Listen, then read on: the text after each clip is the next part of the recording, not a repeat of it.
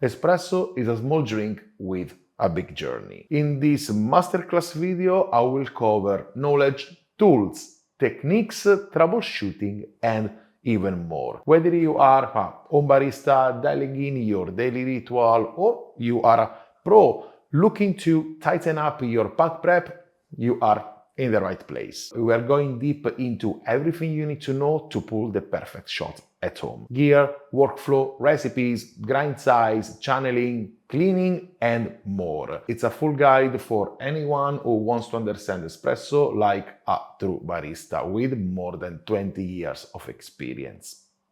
Me. So grab your favorite beans, fire up your machine, and let's pull some magic together. Don't forget to hit the subscribe button and let me know in the comments what part of espresso making still trips you up. Alright, let's start with the basics. What even is espresso? Espresso is a brewing method, forcing nearly boiling water through a compacted pack of finely ground coffee under high pressure, which is usually 9 bars. What you get is a small concentrated shot with bold flavor and syrupy body and a layer of crema on top. Crema is that frothy golden layer of emulsified oils and CO2. People love to hype it, but the truth is crema can be misleading. Good espresso isn't just about crema, it's about balance, flavors, and mouthfeel. Also, don't fall into the trap of thinking espresso always has to be dark roast and bitter. You can absolutely pull a beautiful shot from a light roast if you do it right.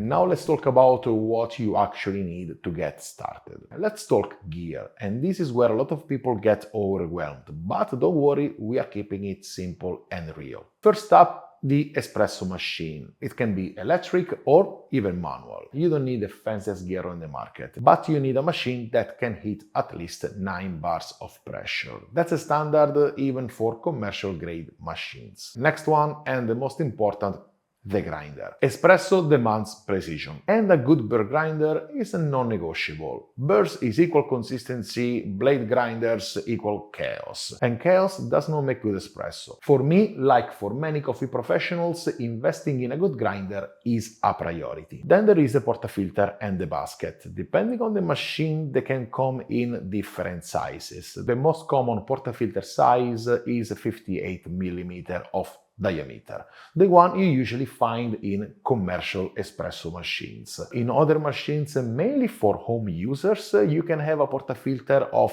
54 mm, like the one I have here at home. Regarding basket size, for each portafilter size, you can have different basket size. We will see this later in the video when I will talk about the dose. Then, the tamper. You need something that fits snugly into your basket. Flat base, good weight, and that does the job. If it's nice and ergonomic, even better, your wrist will say thank you, and so will your pack. Scales and timers are not optional if you care about consistency. So a simple digital scale and a timer will take your espresso from random to refined. And finally, distribution tools. Are they essential?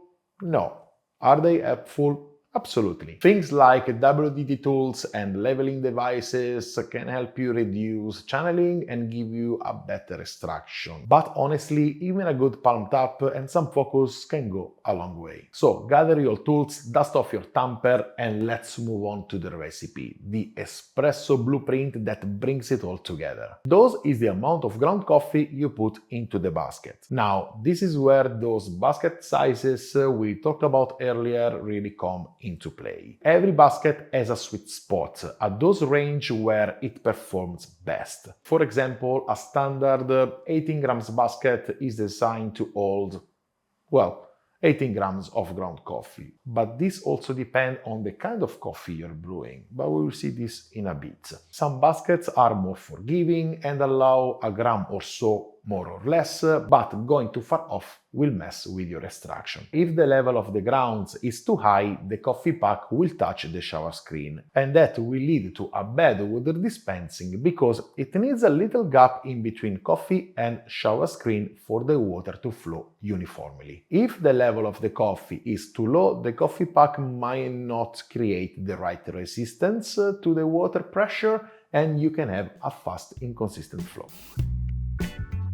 Here is something a lot of people overlook. Different coffees have different densities. That means even if you grind 18 grams of two different beans, they might look like different volumes in the basket. For example, a darker roast being more porous and brittle takes up more space in the basket, while a dense light roast, on the other hand, might sit lower in the basket, even at the same weight. So you might need to adjust your dose slightly depending on the coffee's density to hit the right pack height and extraction. So first step, know your basket size. Check the manufacturer's specs if you're not sure, because overfilling or underfilling beyond the range means the water won't flow correctly through the pack, and this leads to, you guessed it, bad espresso. Yield is how much liquid espresso ends up in your cup. We don't use volume here because crema can be deceiving. Instead, we use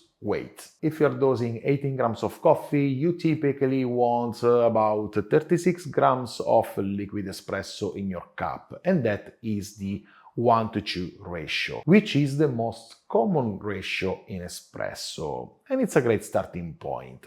It's not always the case, but we will see that in the future. Time is how long water is in contact with the coffee pack. Most recipes aim for somewhere between 25 and 30 seconds. If the shot is too fast, your grind is likely too coarse. If it's too slow, it might be too fine. Time also helps us diagnose what went wrong or right. Think of these three like a triangle. Change one and the others are affected. And the goal? Balance. A sweet shot that has body, clarity, and low bitterness. Alright, now that we have built the blueprint, let's head into the grind.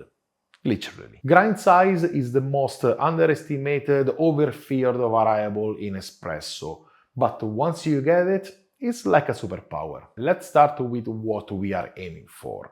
A grind that is fine like powdered sugar, but not so fine that your espresso machine throws a tantrum. The goal is resistance. You want the water to struggle a little as it pushes through the pack. That struggle is where flavor is born. Grind to coarse and your water flow right through. The shot is quick, under-extracted, sour, maybe even salty. Grind to fine and you will choke the flow. Over-extracted, bitter, astringent. Your grinder is your dialing machine. Burst grinders are the only real option here. Flat or conical, it doesn't matter too much as long as they are consistent and adjustable in small increments. Because remember, one click can change everything. Always make grind changes in small steps and only adjust when your grinder is running, especially if you're going finer. That will prevent burr damage, misalignment, and clamping. One key tip is to make a change, pull a shot, and don't jump to conclusions. Taste the espresso. Look at the flow. Log your results. Dialing in is a conversation between you and your coffee. It's not just a math problem. We will talk more about dialing in based on taste later, but for now, just know your grinder is your best friend. Respect it, clean it, and never be afraid to twist that dial. Alright, you've got your grind dialed in. Nice.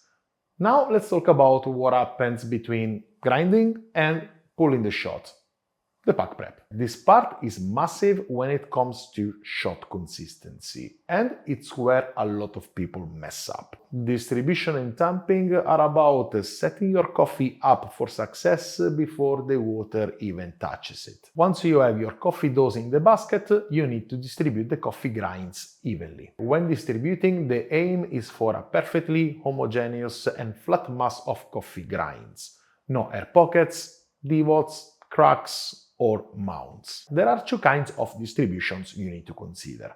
the horizontal distribution and the vertical distribution. The horizontal distribution is basically distributing the grounds horizontally. For example, tapping the basket sideways with the palm of your hand will push the grains to the edge of the basket and even out their density. This technique is a little tricky, but it's the one more classic used from many professional baristas. Let's talk about what can probably go wrong with it. If you tap too hard or inconsistently, you might push too much coffee to the side of the basket, creating uneven density of the pack. That means water will flow faster through one part and slower through another. Classic channeling. You can also accidentally create a slope if you don't hold the portafilter level, which again leads to uneven extraction. So aim for gentle, controlled taps and keep things nice and flat. The vertical distribution is tapping the portafilter downwards on a firm surface. This makes collapse the grinds lower into the basket, eliminating air pockets and increasing density. Aim for a consistent number of taps and make them count. Drop the handle from a uniform height and be deliberated and firm. Vertical tapping requires a firm surface, but sure not to tap on a surface that may be damaged. Both levels of distribution matter, and when they are dialed in, you set yourself for a smooth, even extraction. If your grounds are uneven, your extraction will be too. That means channeling, uneven flow, and a lot of sadness. Now let's talk about distribution tools. They can significantly improve your consistency. They help reducing clumping, even out density, and also minimize channeling. While they don't make your espresso better by magic, they do give you a much better shot at a more even extraction if used correctly and consistently. These tools come in a few styles. We have the WTT tool. This is basically coffee acupuncture, breaking up the clumps and fluffing the grounds with a fine needle tool. This tool helps you a lot with horizontal distribution. Then we have the leveling tools, where you spin it on top of your basket to evenly redistribute the grounds across the surface. This helps also with horizontal distribution, but only on the surface. Just remember, this kind of leveling tools can only affect the top layer of coffee, so make sure your pack is already level before you use them for the best results. You can also use a measuring cup funnel for espresso. It is very effective to distribute the coffee grounds. In the market, you can find more advanced tools, like for example the pack press navigator, or even a vibrating surface where you place the portafilter on and the vibration do the distribution job. I've never tried them yet, but in the future, who knows? Remember, you don't need all the tools, but you need a method, and consistency is the key. Now let's talk tamping. Your goal: even, level, firm pressure. Angle matters. If your tamp is crooked, the water will find the path of least resistance. Boom! Channeling. Not twisting or polishing at the end, that can disturb the pack surface and cause microfractures. Push down without excessive force because you don't need that. You're not trying to crush the coffee, just compact it evenly to offer uniform resistance to the water. You really don't need to go Hulk mode here. Once your coffee is compressed enough to offer resistance, your espresso machine takes over and does it with way more force than you ever could. Just focus on being even and consistent.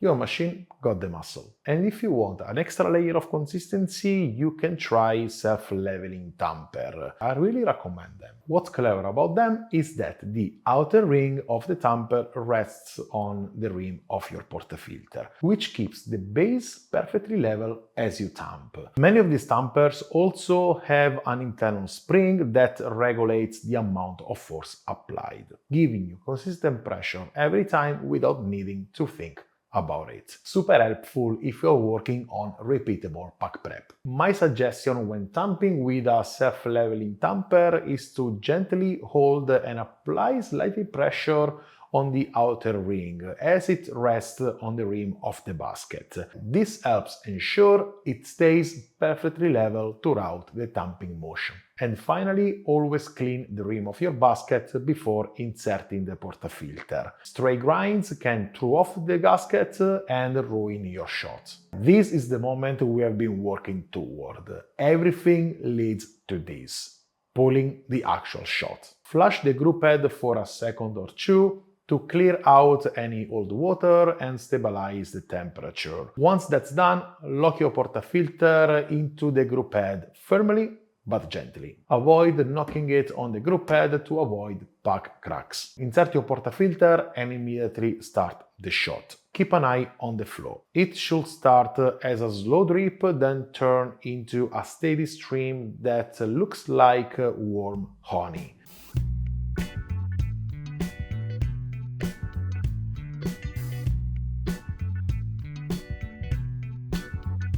If it starts gushing out like a waterfall or barely trickles, something is off with your grind, dose, or tamping. In theory, a well-pulled shot usually takes about 25 to 30 seconds.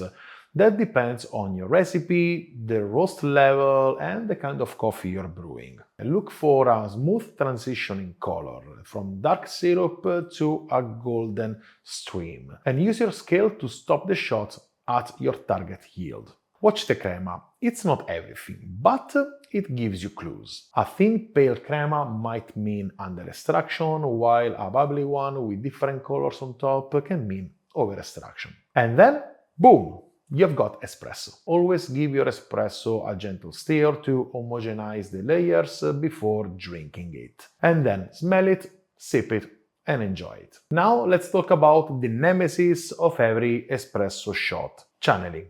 Channeling happens when water finds weak points in your pack and rushes through them instead of flowing evenly. That means some parts of your coffee are over-extracted and others under-extracted. And what ends up in your cup is a hot mess of imbalance. You will not always see channeling happen, but you can taste it. You will experience a weird bitterness together with sourness, a shot that looks off, the crema is a bit patchy, and your espresso just feels flat. The common causes of channeling are uneven distribution or tamp, a crack or hole in your pack, overfilling or underfilling the basket, bumping the portafilter when locking in, or a dirty group head or shower screen. How to detect channeling?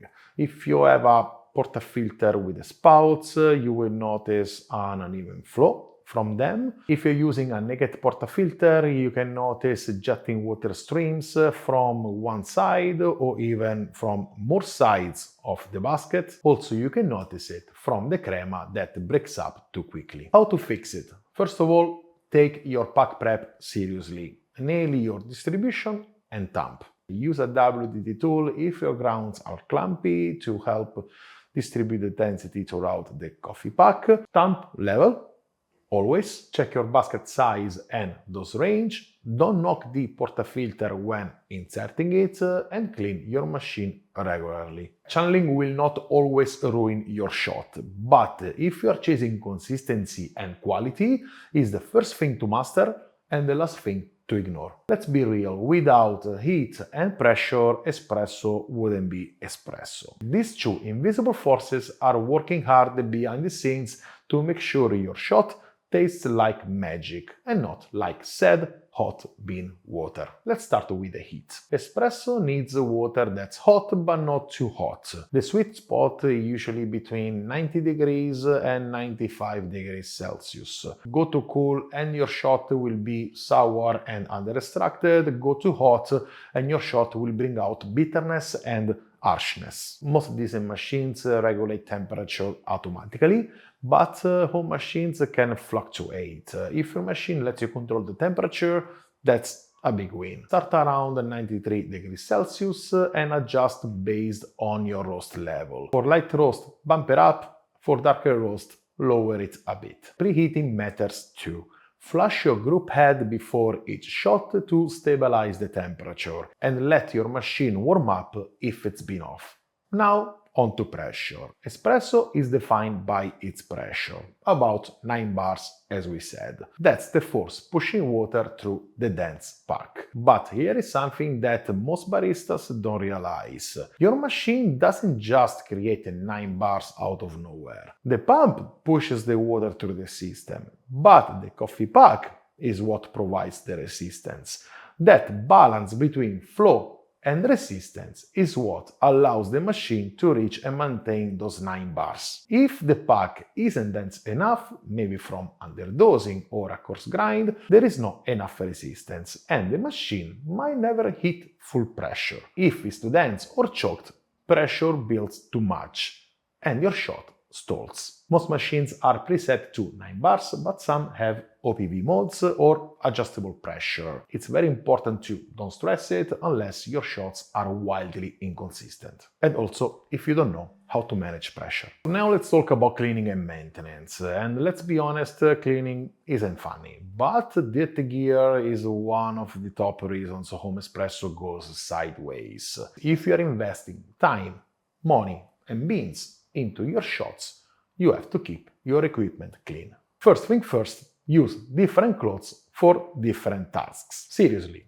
don't wipe your steam wand and your drip tray with the same rag. The steam wand touches milk and milk residue can go bad fast. Keep one cloth strictly from wiping down the wand and another for cleaning the rest of the machine. Color code them, label them, whatever works for you. Your machine and your taste buds will thank you. Let's start with daily habits. Always purge the group head after each shot to remove previous stuck grounds from the shower screen. Knock out the pack immediately and rinse the portafilter. Don't let all grinds crust over. And if you're making another shot, dry it well before placing again ground coffee in it. Wipe your steam wand immediately after steaming milk and purge it before and after use.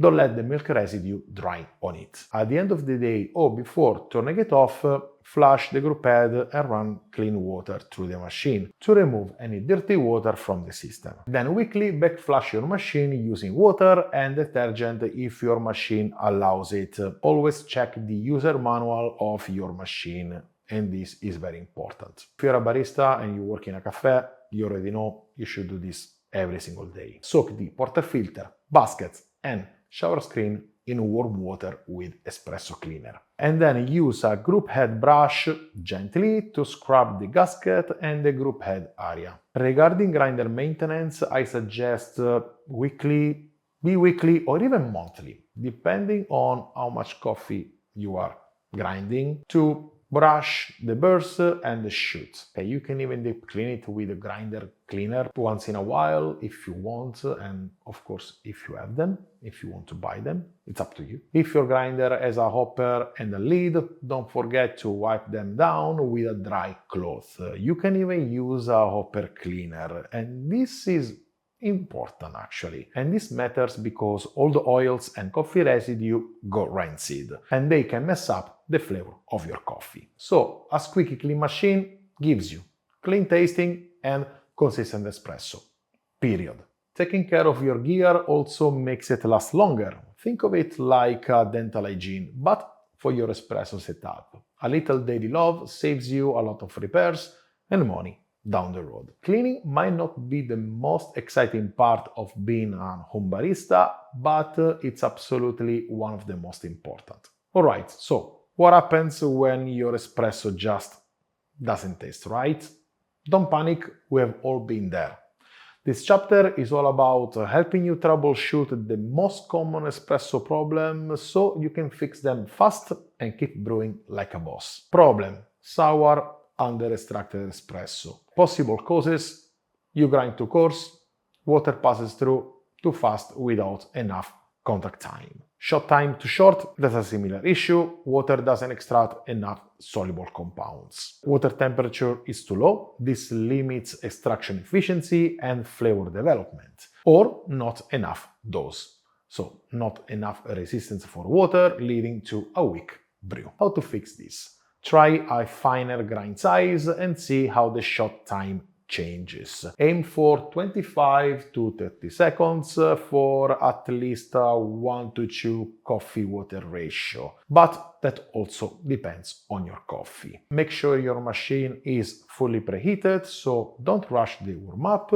and or adjust the dose to match your basket size and aim for a proper pack height. Another problem: bitter over-extracted espresso. Possible causes: your grind is too fine, that slows the flow down and lead to over-extraction. Shot running too long, water extracts the bitter and woody compounds. The water is too hot and that's break down compounds too aggressively, or the dose is too high, makes the pack too dense and drags out extraction. How to fix this?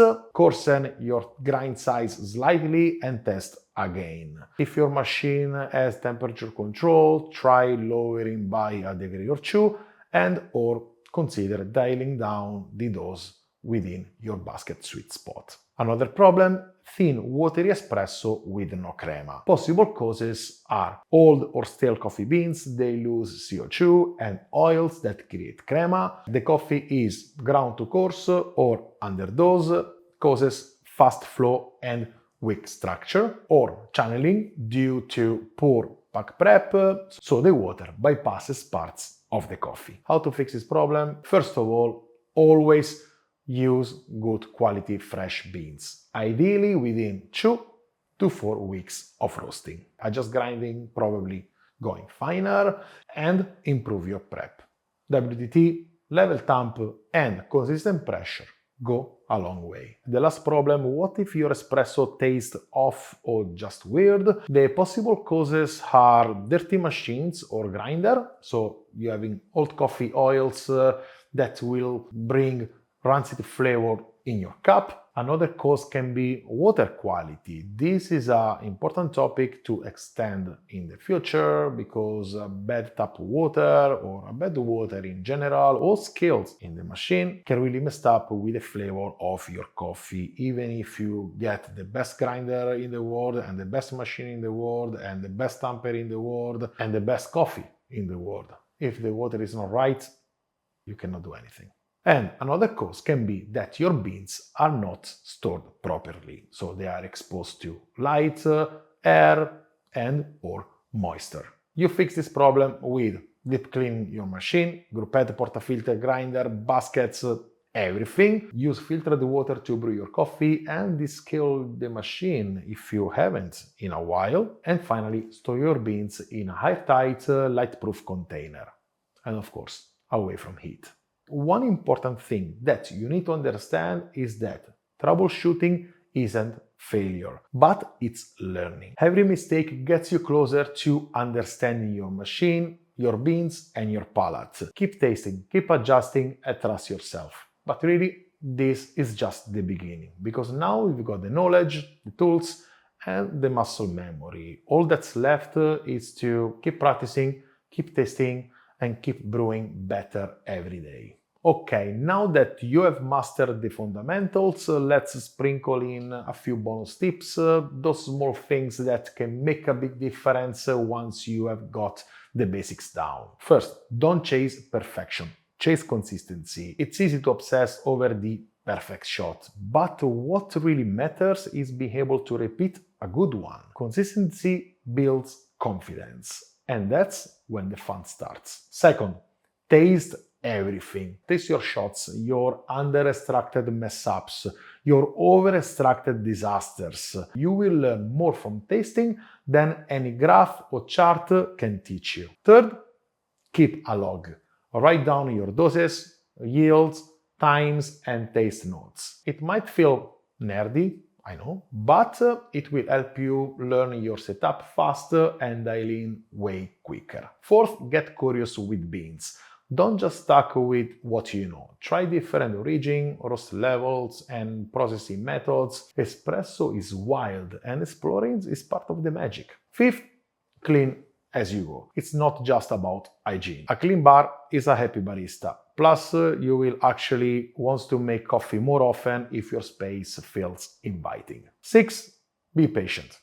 Learning espresso is like learning an instrument. You will hit some wrong notes, but with time and practice, you will be playing sweet syrupy music. And that's it, the Espresso Masterclass is complete. From grind to yield, pressure to pack prep, you now know what it takes to craft a shot that is not just drinkable, but damn delicious. Now it's time to turn knowledge into muscle memory. Keep experimenting, keep tasting, and keep showing up for your coffee ritual, because that's where the real progress happens. Practice. If this masterclass helped level up your espresso game, go ahead and like the video, subscribe if you haven't yet, and drop a comment below. Let me know what tip made the biggest impact for you, or share a struggle you are still working through. We've all been there. This is just the beginning. More guides, tips, and brewing experiments are coming your way. Until then, stay curious, stay caffeinated, and keep making better coffee every day. And if you're ready to take your milk game to the next level, you are in luck, because I am working on a full milk steaming masterclass coming soon. From silky microfoam to perfect temperature. We will break it all down step by step. So be sure that you subscribe and turn the notifications so you won't miss it. Thank you very much for watching. I will see you in my next videos. And in the meantime, I wish you a wonderful day and delicious coffee. Ciao!